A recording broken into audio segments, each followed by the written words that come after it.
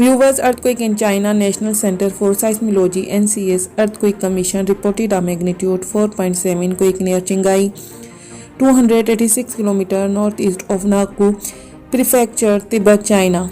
The earthquake hit in the evening on Sunday, 27th February 2022 at 4:52 p.m. local time at a shallow depth of 5 km. Based on the seismic data, the quake was probably felt by many people in the area of the epicenter. It should not have caused significant damage other than objects falling from shelves, broken windows, etc. Please subscribe my channel, like and share. Thanks.